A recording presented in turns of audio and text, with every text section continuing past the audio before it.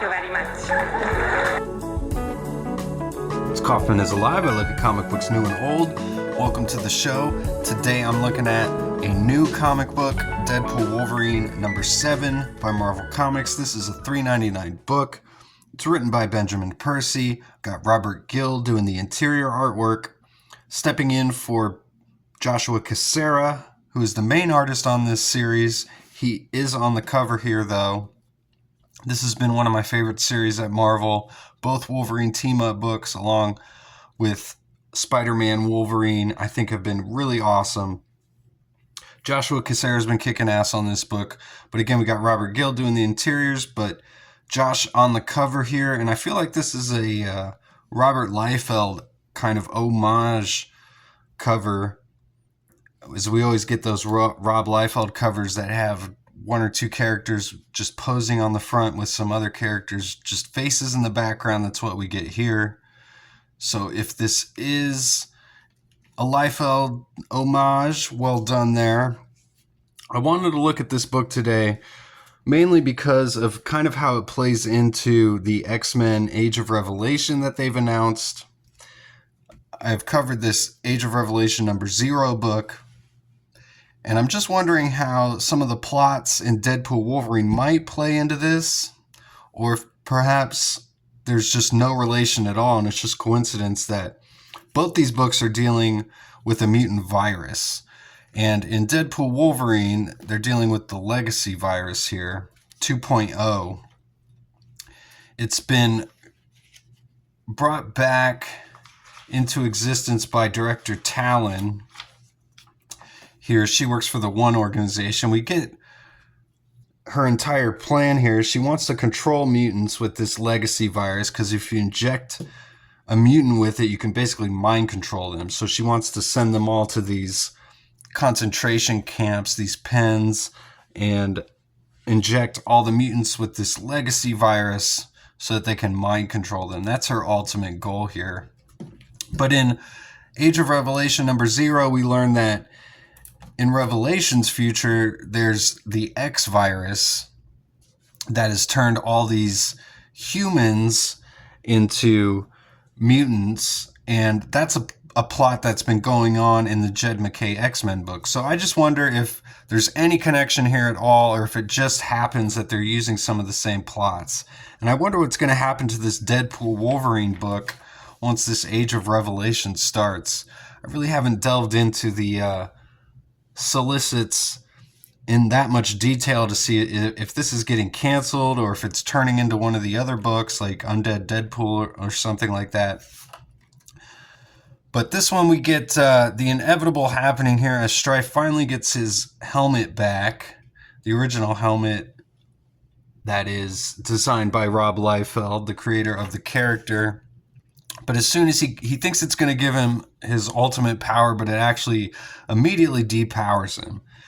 And I'd say my main complaint about this whole series has been that it's moving kind of slow. It moves up at about the pace of Dragon Ball Z. And it almost kind of has that Dragon Ball Z feel to it as well. But Wolverine, the mind control that Strife had on him goes away once he loses his power. But he quickly reenacts the mind control on Wolverine and tells him to take him back to his base so that he can recharge all of the powers that he had. As we see this panel here, Apocalypse is Strife. He's possessed Strife.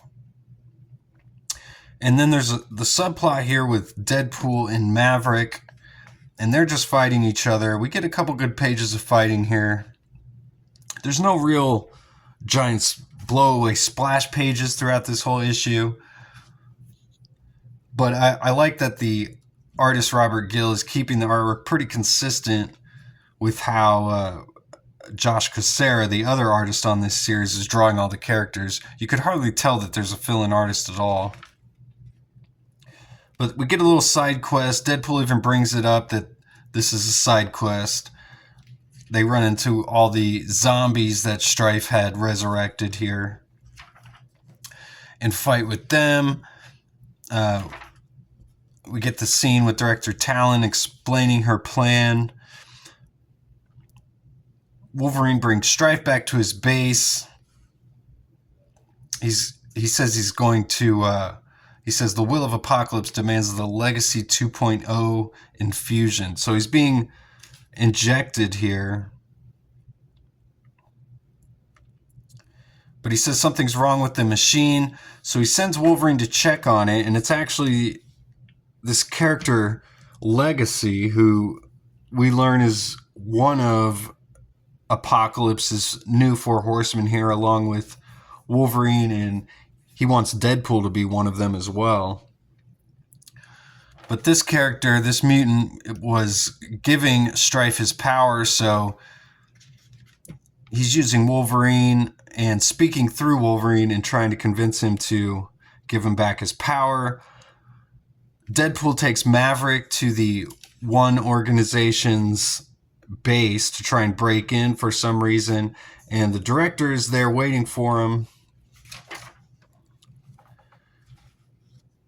So we get Legacy using his powers here, giving Apocalypse or Strife his powers back. His telepathic connection with all these undead creatures is reconnected here. And then he just says, after the world floods and flames, life will begin again. Mutant life on a mutant planet. And we see his giant structure descending on the planet here. His giant apocalypse structure with the A on it. It says next is the Fourth Horseman. So we'll find out maybe who his Fourth Horseman is. The only other character that's really been in this book is Maverick. So I kind of wonder if it's going to be Maverick, although he's always played for as kind of the fool, so I kind of doubt that. I wonder who else it might be.